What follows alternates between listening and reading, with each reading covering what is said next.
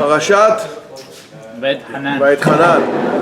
This shiur is dedicated first of all Leilui Nishmat Meir ben Mordechai HaKohen ולעילוי נשמת מזל בת חנה ולהבדיל לרפואה שלמה מזל בת לאה חיים ישראל הלוי בן בתיה אילנה רבקה בת רחל תהיה להם רפואה שלמה גבריאל בן פניר בנימין בן חנה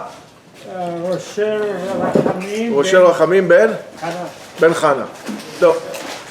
So, Vayetchanan, I would beg. Moshe is pleading HaKadosh Baruch Hu, begging him to enter Eretz Israel, the land of Israel, but he was only giving a chance to really see it from a distance. One of the things the Torah, the Parashat is talking about this week, is Dvekut be'Hashem.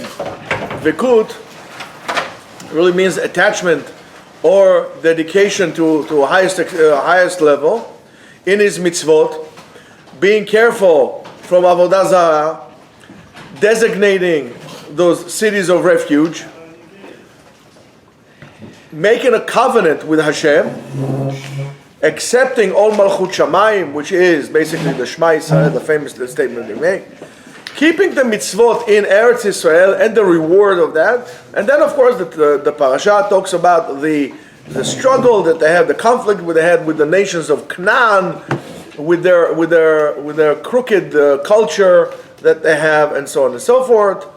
And the Torah says, of course, "Einechem haroot asher et asher asa Hashem beVaal Peor." Your own eyes have seen what HaKadosh Baruch Hu had done for Baal Peor. Ki kol ha'ish asher halach acharei Baal Peor. Any person who went after Baal Peor, Hishmido HaKadosh Hashem Elokecha B'kirbecha. He removed you, he destroyed, he eliminated from you.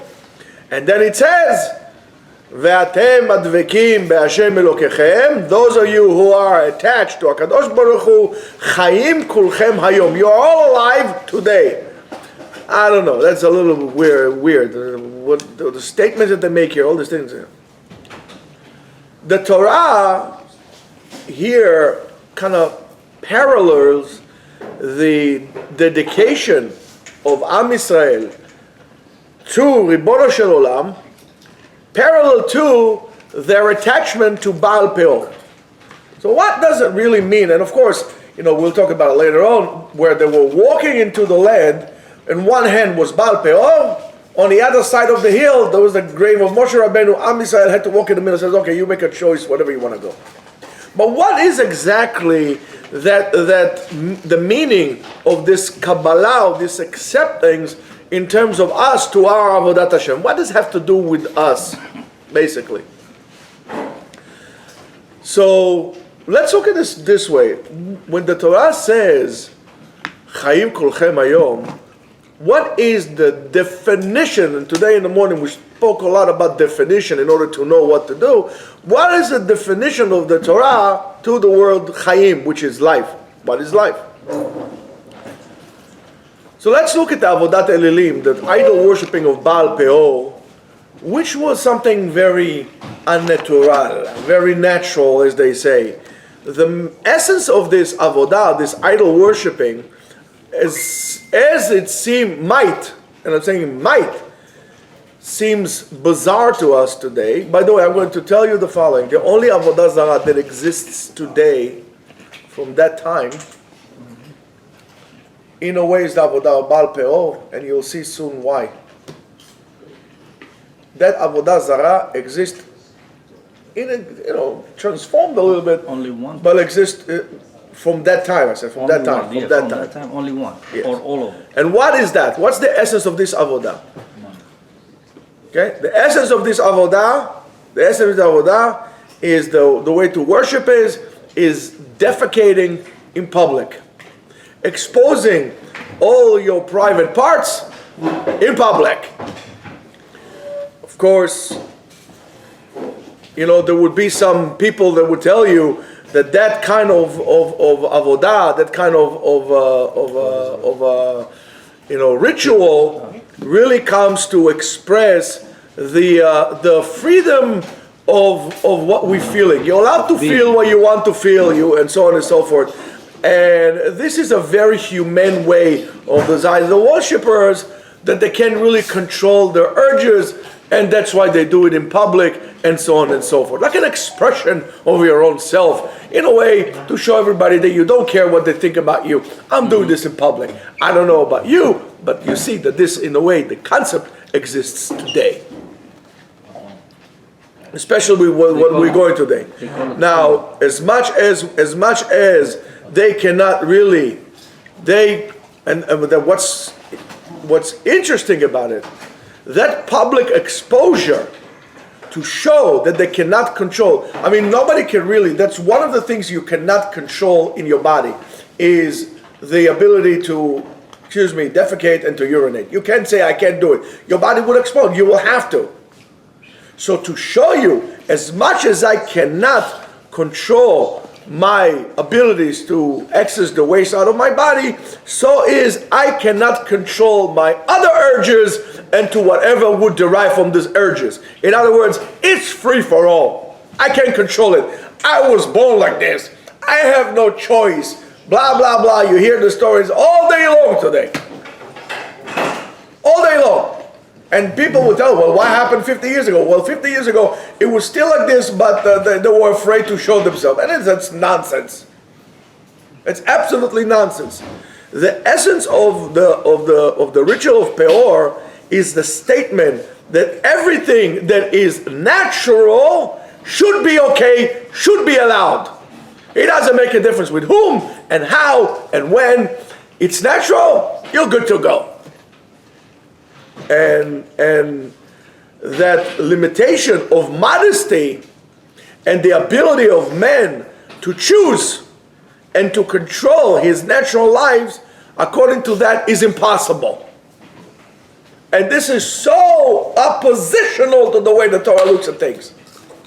Now, as you see today, this is exactly what we're experiencing today in society, whether it's in America, whether it's in Israel, and so on and so forth. That's exactly it.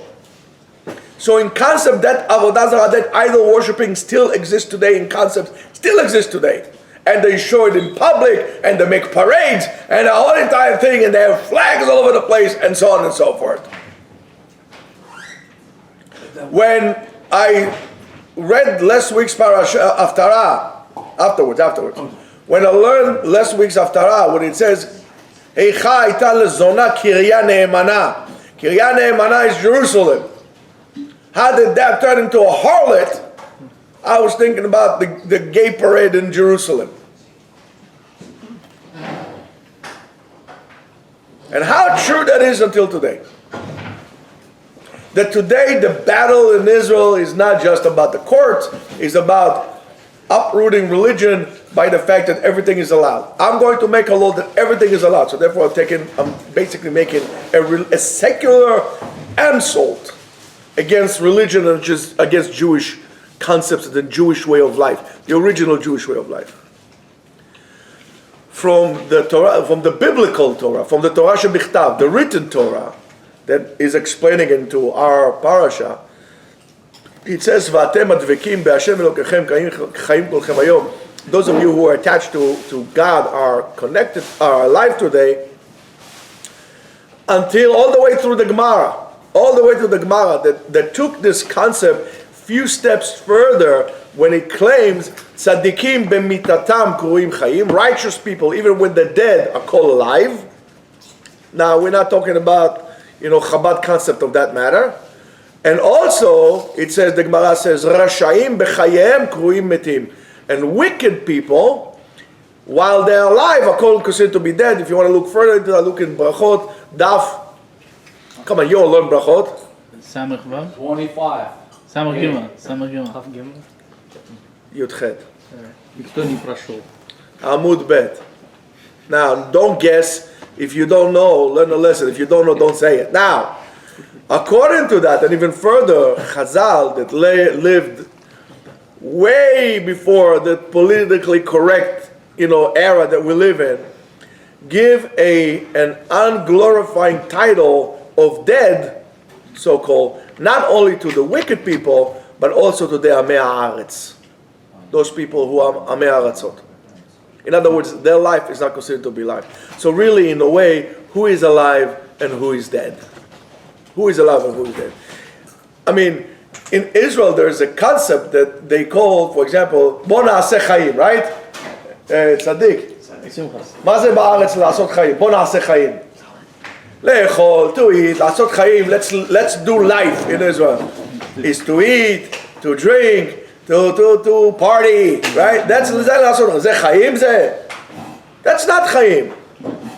So the whole concept of what life is really not, we don't talk about it, we don't address it, and guess what?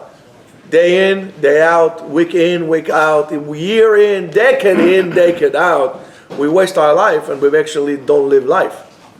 So maybe it's time for actually stop and let's determine what life is all about. So in order to make some order between, or clarity between life and death, between the living and the dead, we really need to take a deeper look into what is actual life, or in other words, life itself. Now you pay attention, in Hebrew, life is not singular, it is plural, chaim, double, mem, when you, there will be multiple. So, in other words, as you know, people who speak Hebrew, it looks to them like obvious, that's not a problem. But really it's quite unique, because if you look at the words in English or in other languages, when we talk about vita, life, vida, vi, and so on and so forth, all these are singular, when in Hebrew it's plural. So what does it mean? That we have like the double life, we suffer here from multiple personality disorder. Right? For everybody? Doctor. But when we said life, Chaim, we say so we're meaning everybody. For everybody. So what do we need? What do we learn from this? So we learn that in terms of us as Jews, we have double life. Not only double opinions, but we also have double life. And the Hebrew language determines life in two different levels, in two different plateaus. We have the life of the body, physical. And we have the life of the nefesh, of the soul, which is the spiritual life. There are certain concepts in Chinese medicine similar, but it's not so clear cut as it is with us. We're talking about basically on the same, 6 to 1, half a dozen the other. It's like the two sides of the coin. But if you going to do a contest, what's more important, you'll see, surprisingly enough, the importance of spiritual life, your soul, your spiritual, is much more important than your physical.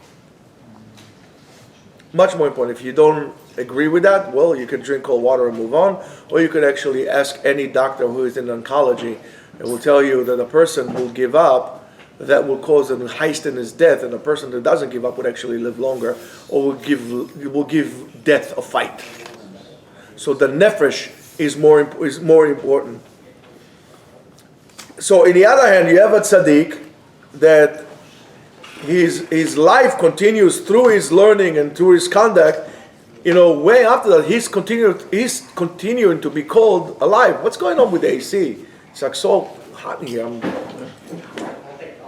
And on the other hand, the Rasha or Am Haaretz that does not develop his life, his spiritual life, his intellect. Not only his neshama, his intellect, or he's basically considered to be dead.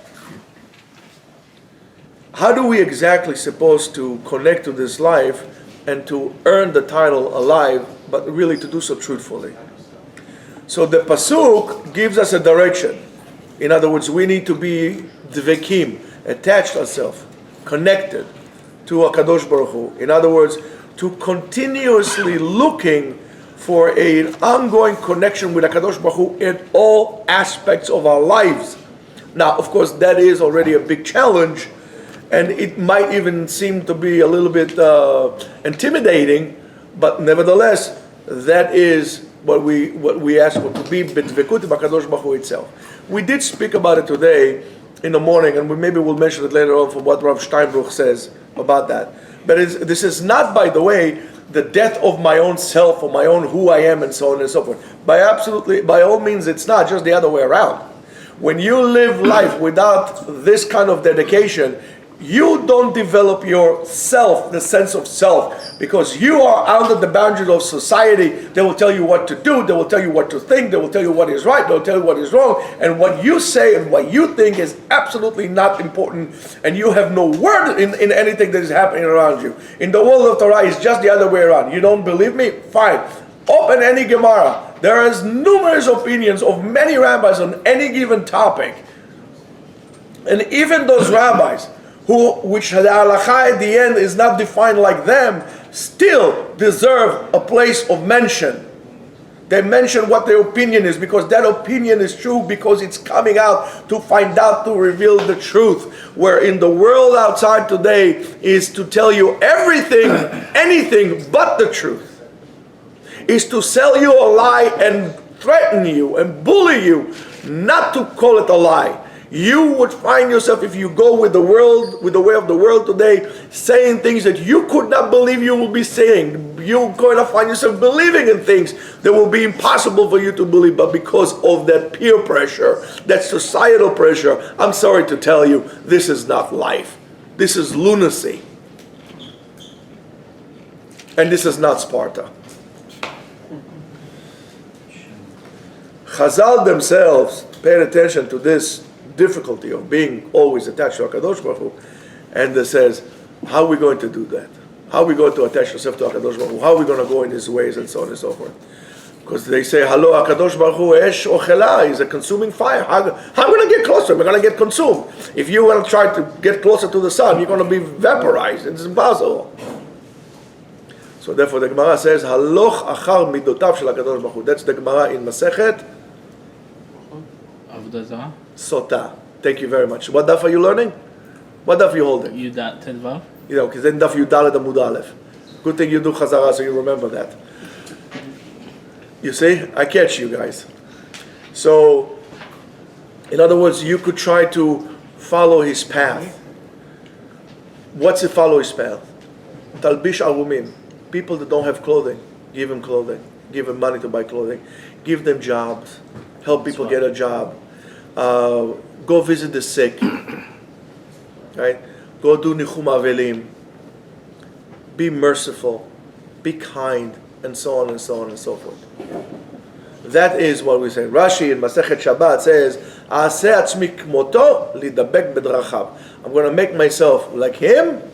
I'll follow that example. Why? Because this is how I'm going to attach myself to HaKadosh Baruch Hu. And that is Masechet Shabbat Daf Kuf Lamed Gimel Amud Bet. Thank you. So how do we actually do that? How do we, I wouldn't say imitate, but follow HaKadosh Baruch Hu's example? So what the Torah tells us, and there may be something that we don't want to, maybe that's something that we don't want to admit, but when the Torah tells us, teaches us that a person who attached himself to HaKadosh Baruch Hu has the ability to control his urges, to control his thoughts, to control his life, and when you control your life, you are free. Not like today, they tell you be free has no control. On the contrary, that's the way to lose control. You're not in control anymore. So that dvikut gives a person the ability to really control your urges, and even the things that are called to you natural, the urge to eat and to do other things that we call natural, also has to be. If you look at the Rambam, at the Yad HaChazakah, when he calls Kedusha, the book of holiness, what is the book of holiness all about? The book of holiness talks about forbidding foods, or what you could and cannot eat, and who you could or cannot have marital relationship with. Not like other nations or other people, that for them, if you want to be holy, you cannot marry a woman, or if you want to be holy, you cannot drink wine. The Torah tells you could do all these things, but in a certain way. Which way? The way that HaKadosh Baruch Hu prescribes to you. And when you come to realize this, all of a sudden, all the decisions that you would make, even why am I marrying a woman, and you can only marry a woman, and right? By the way, talking about quantum physics, if there is a man, there has to be a woman. It can't be a couple with 2 men and 2 wives, right? It's just impossible. But it's okay for quantum physics, but for political correct, it's not okay. So, you could, I wouldn't say override them, but you could direct those urges. You could give them a path that would be a constructive path, not a destructive path. When we develop our own internal world, we really come to materialize our potential, and we actually put to usage the abilities, the kochot, the powers that we have to fix the world and to help us also attach to HaKadosh Baruch Hu. We are in our way, each one to his ability, is maxed out in his abilities to connect himself to HaKadosh Baruch Hu to the best that he can. The Torah requires you to look inside to yourself. The Torah tells you it's good to have guilt. The Torah tells you, look at yourself. What are you doing? Examine. That's the process of tshuva. That's when we do vidui in tefillah. That's when we have the month of tshuva, Rosh Hashanah, Yom Kippur. It's all about internal looking at yourself. This is not about getting a tree and hanging gifts around it and don't forget to bring a gift to your mistress. This is not about it. This is all to look inside yourself. The Torah tells you, look into yourself. Check yourself. Don't worry about it. It's okay. Not just an external show that you seem to be looking okay, that everybody will say, oh, what a nice person. In other words, to have life of awareness, of choice, of decency and dignity and self-control. You cannot live dignified life if you don't have self-control. You're going to disgrace yourself in public. And so let's go a little bit about what we say about Eretz Israel, because that's in a parasha as well. I want to show you something. Chazal in Midrash Rabbah for Parashat Kedoshim, in Parashat Chafhei, says the following: you hold that planting trees in Eretz Israel, that is a way in walking in the way of Hashem's world, right?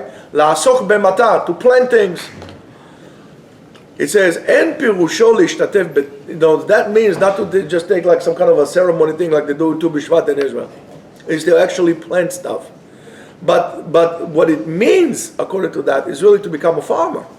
It's really to become a farmer, to wear your farming clothes, to roll your sleeve, to plant, to water, to whatever you need to do. Pull the weeds out, prune, and so on and so forth. This is the avodah of dvikut in Hashem, of walking in His way, and that's the first thing that you need to do when we are commanded when you enter the land, and that's what the Midrash says. Rabbi Yehuda ben Rabbi Simon patach. Rabbi Yehuda, in the name of Rabbi Simon, made a statement. Acharei Hashem Elokechem telechu, which it says in Dvarim, after Hashem you should follow Hashem's. V'chi efshar lebasar v'adam le'iloch achar Hashem. Can a person walk after God? I mean, what does that mean? It says, "Acharei Hashem telechu ubo tidabekul." You're going to attach yourself to Him. V'chi efshar lebasar v'adam la'alot lashamayim u'yidabek b'shchina. Can a person, a mortal, can go up to the heavens and attach himself to God's glory? I mean, what are you saying here? What are you saying? It says, "Oto shekatuv ki Hashem Elokecha esh ochela, v'ata omer ubo tidabekul." He's a consuming fire. You tell me to be attached to Him? However, it says in Sefer Bereshit, Perek Bet, Pasuk Chet. Man, you guys are off. Vayita Hashem Elokechem began be'Eden. Hashem Nata, He planted a gan, an orchard in a place called Eden. Afatem, even you. כשנכנסים לארץ לא תתעסקו אלא במתת תחילה. Stop planting. In other words, don't live in Ramat Bet Shemesh. If you're going to Israel or you move into Israel, which you should just hold a little bit because of all the craziness that's going there just in the week of Tisha B'Av, which is really amazing to me. What should you be doing? You should be going to the Galil. There's nothing wrong with the Galil. As a matter of fact, we should inhabit the Galil before we lose it completely and go plant. You don't need to live in an Anglo community where you're going to be paying close to $1 million for an apartment, because all the Anglos live there in Ramat Bet Shemesh. And you should not be doing. Go to the Galil. It's your land, your homeland. For that, you could have stayed in the Bronx. You didn't have to go to Ramat Bet Shemesh for that. It says, וזה שכתוב וכי תבואו אל הארץ, because that's what it says. When you reach the earth, ונטעתם כל עץ מאכל, you should plant fruit trees.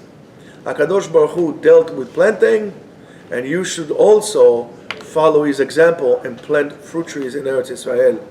And this is the Hidabkut in Hashem. Now, in regards to working the land in Israel, it's very, very important to bring the words of the Khatam Sofer on that matter. Very important. In his Chidushim to Masechet Sukkah in Daf Lamed Vav, Dibur HaMatchil Hadome LeKushi, he refers to the Machloket of Rabbi Ishmael and Rabbi Shimon in Masechet Brachot in Daf Lamed Hey. Amud Bet. It says, Lo Yamush Sefer HaTorah Ze Mipicha, that this holy book should not remove from your lips. You're always going to learn Torah. Rabbi Ishmael Omer, Yachol Dvarim Kichtavam, right? It's impossible to do it the way it says. Sha'adam lo ya'asok b'shum davar ela b'limud Torah. Why, he's not going to do anything just to learn Torah. Talmud Lomar, right? It says, V'asafta degrancha v'tiroshcha v'tzarecha. The Torah itself told me, go collect your harvest. Then Rabbi Ishmael says. In other words, Hanegra bahen minhag derech eretz. That's what, by the way, derech eretz, that's what it means. Do what everybody else does, not, in terms of working and so on and so forth. Not like be polite and open the door to old ladies and so on and so forth. That's derech eretz, right? Torah y melacha, in other words, work. Torah first, always, but also trabajo. Mucho trabajo, poco dinero. But that's what you got to do. Rabbi Shimon Bar Yochai says, Efshar Adam Choresh Beshat Charisha, a person what? Now it's time for you to plow, so you need to plow. Zorea Beshat Zriya, now it's time to harvest, so you have to plant, you have to plant. Kotzer Beshat Tzira, harvest when it's time to harvest, right? Vedash Beshat Disa, Vezore Beshat Aruach, and you're going to be busy all these things. No, okay, Torah Ma'aleh, well, when are you going to have time to learn Torah? When are you going to have time to learn Torah? It's a great question. It says Ela. So what does it mean? Bezman sheYisrael osin retzono shel makom. When Am Yisrael does whatever Kadosh Baruch Hu wants them, melachtam naaset al yedei acherim. Their job will be done by others. They don't need to worry about that. Ve'em pnuyim lilmod Torah bilvad, and they'll have all the time in the world to sit down and learn Torah. ומקיימים כפשוטו לא ימוש ספר התורה הזה מפיך, and by doing so, literally, they're going to fulfill, in other words, the sentence that you're always going to learn Torah. ובזמן, and in the time, שישראל עושים רצונו של מקום, right? אינם עושים, they don't do the work, מלאכתם נעשה לעצמם, in other words, ואספת דגנך ויצריך, and so on and so forth. Says the Khatam Sofer, it says that according to his opinion, Rabbi Ishmael did not say Mikra v'asafta degancha unless in Eretz Israel, when most of Eretz Israel are on that land. Most of the Jews, are in the land, sitting down in Eretz Israel. Why? Because then working the land, mitzvah mishum yishuv haaretz. It's a mitzvah to work the land, not just to build buildings and towers. I just don't understand those Israelis, what in the world happened to them. Instead of we're having fields, they build buildings and towers. They're obsessed with towers. You're not in Hong Kong. You're in Israel. You have to work the land. And to bring about the holy fruit. That's why when you have a chance to buy a wine from Israel or a wine from France, do yourself a favor, buy a wine from Israel. You have a fruit from Israel. Why? Because a part of the nutrients of Eretz Israel goes into this wine and it goes into your body. When you eat a grape from Eretz Israel, a part of Eretz Israel goes into your body. And if you're going to tell me, but Rebbe, ma'al terumot u'ma'asrot, so if you don't know, so be mafrish tomorrow. If you're not sure, to take it without a bracha. You don't know how to do so, open the Siddur, or we'll make a shiur. By the way, I think it was one of Rabbi Vadia's son, I forgot, maybe Rabbi Avraham, he has a whole, you look on YouTube, exactly how to do Trumot HaMasot, there's a whole bunch of them. Mordechai Eliyahu has, Alav Shalom has a shiur on that. So if you don't know how to do it, go open it and do it, and and that's it. But don't tell me I'm not going to buy from Israel because I don't know how to do it. So learn. Because that's exactly it. Chayecha lo chayim. That's why the Torah says, V'asavta degalcha, right? And it says, Uvoaz zoreh goren haseorim balayla. Why? Bishum mitzvah, because it's a mitzvah. And as much as you cannot say, Lo, I'm not going to put tefillin because I'm learning the Torah, so is a person in Israel is not going to say, I'm not going to harvest because I'm learning Torah. Because that is a mitzvah as well. Everything is a mitzvah. However, this is in Eretz Israel. But in Chutz La'aretz, Kol ma shemarbe b'yeshuv ha'olam, whenever you deal with regular stuff, marbe churban ba'avodat Hashem. The more the less you learn Torah outside of Israel, you are destroying the house of Hashem. Because you are poresh michaye Torah, which is your mitzvah, and you're going to do something that is not a mitzvah. And this is what he's saying here is so hard for us to accept. Very hard for us to accept. It says, ובחוץ לארץ מודה רבי ישמעאל לרבי שמעון בר יוחאי. And according to the Khatam Sofer, outside of Israel, even Rabbi Ishmael would agree with Rabbi Shimon bar Yochai. But in Eretz Israel, Rabbi Ishmael says, "V'asavta degalcha," because it's a mitzvah as well, and that is not being pushed away from limud Torah. So with the limud Torah, we also have to take the perot of Eretz Israel and to bring the fruits about and do and so on and so forth. So the mitzvah of learning Torah, Rabotai, is very, very, very important. But I'm going to read you something from Rav Steinbruch, which we spoke about today. That I'm going to tell you, learning Torah is not enough. To be in yeshiva all day long and learning is good, but not enough. Rav Steinbruch says, the actual merit to become a Talmid Chacham and Bnei Torah, to sit in Bet Medrash, we don't need to explain that. That's pretty obvious. We don't need to explain that. And in our times, Zu ma'ala afilu b'bchinat sur merah. In other words, it's also an additional good because you are removing yourself from bad because of what he says, whatever is happening in the streets, the immodesty and immorality that you see in the streets, so you're saving yourself from that. Nothing to do. But even more so,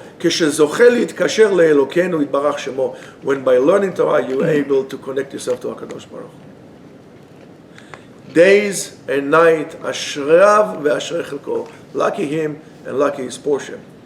And this is exactly what David HaMelech asked. Shifti bevet Hashem kol yemei chayai. So if David HaMelech asked for it, who are us not to ask? David HaMelech was a king, he knew it. It says, however, here, pay attention. HaTorah mekadeshet ha'adam b'deotav, hashkafotav u'drachav. When you learn Torah, the Torah would sanctify your thoughts, your outlook, and your actions. It's not enough that you have the title Ben Torah, but tzarich shekol derachav ve'anhagotav yihyu chen. You also need to conduct yourself according to something that is be worthwhile to be called Ben Torah. If you were about to do something in front of somebody that knows your mother, you would not do it. Why would you do something that the Torah tells you not to do when you know it's going to be disgraceful with the Torah? Ve'az, and when you do so, mekadesh Hashem bechol alichotav. Therefore, when you do that, when you try to live up to the title, the son of the Torah, everything that you do will be Kiddush Hashem, will be sanctifying God's name. Ve'ashrav ve'lucky him, ve'ashrei chelko, am ha'machzik bo bezeh u'bezeh. Lucky a person who does that.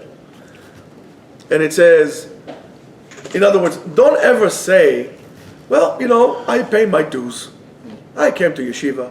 I learned 5 years, 10 years, 20 years, 30 years. I pay my dues. It's time for me to move on. When you do so, it's an indication that you actually never were a Ben Torah because it did not fix your way. But you got to tell me, okay, Rabbi, that's very nice. Yafeh darashta, yafeh amarta, very nice. But, lemaaseh, what could I do? I have to pay my bills. So it's your outlook. The outlook that counts. What do I mean? If you are in yeshiva and you can't wait to go out, יצא שכרו בהפסדו. The reward that you had to come to yeshiva is actually lost because all you want to do is get out.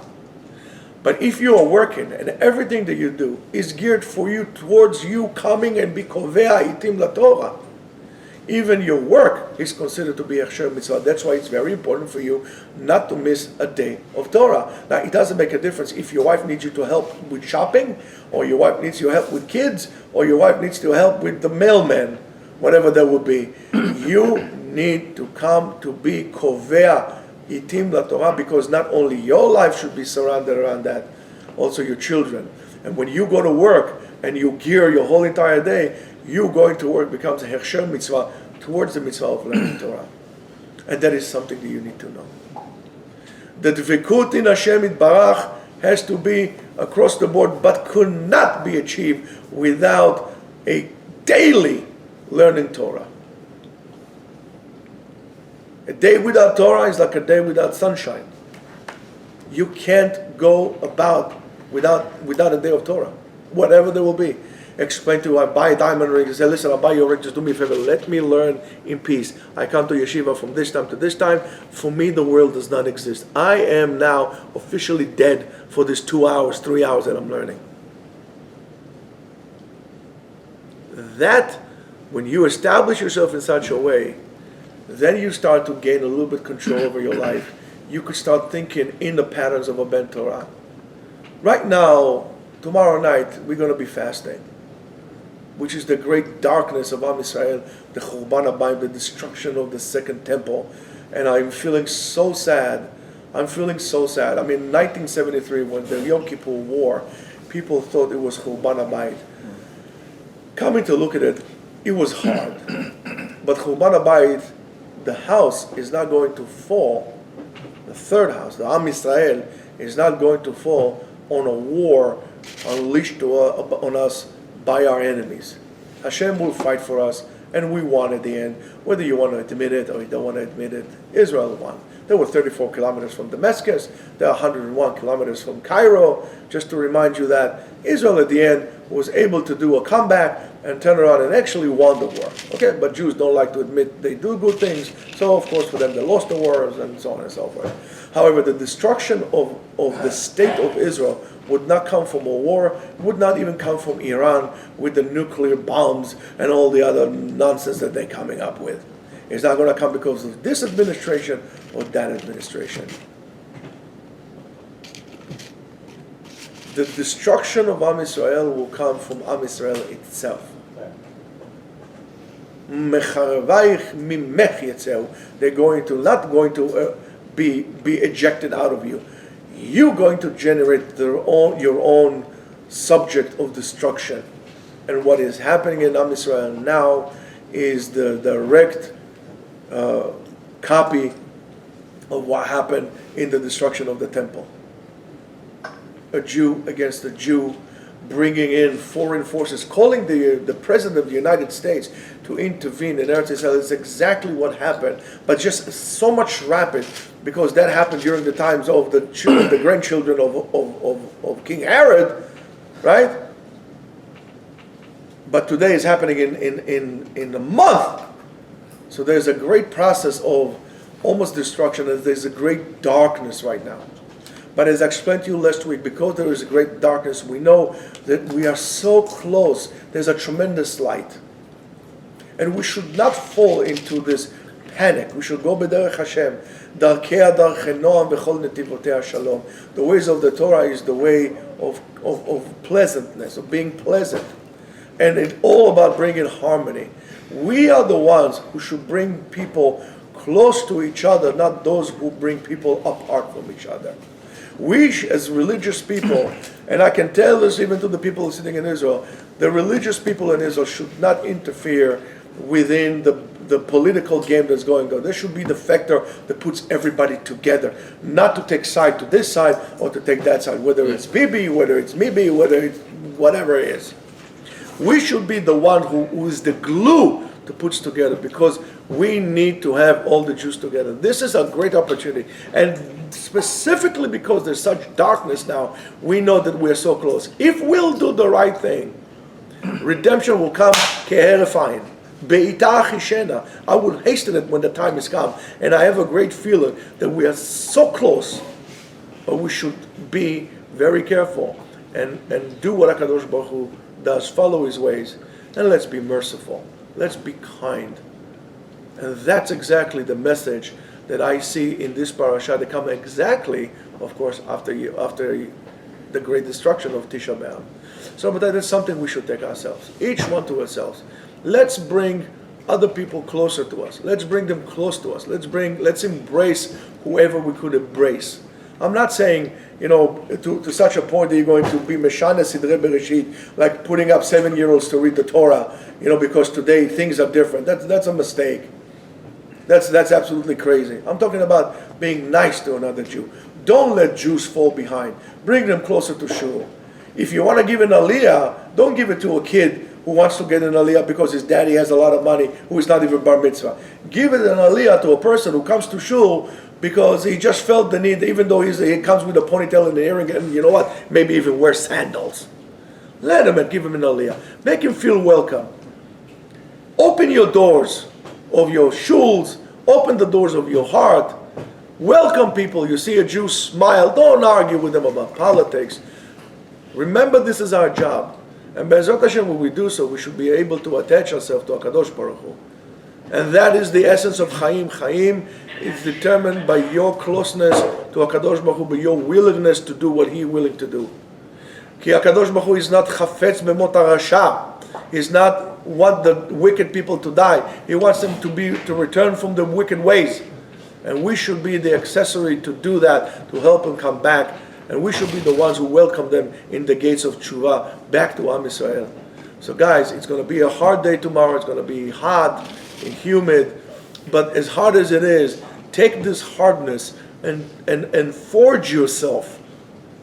Forge yourself to a place that you could actually be solid enough to stand for what you know is right, to stand for the Torah, what it stands for, to stand for Am Yisrael, to stand for HaKadosh Baruch Hu. Amen.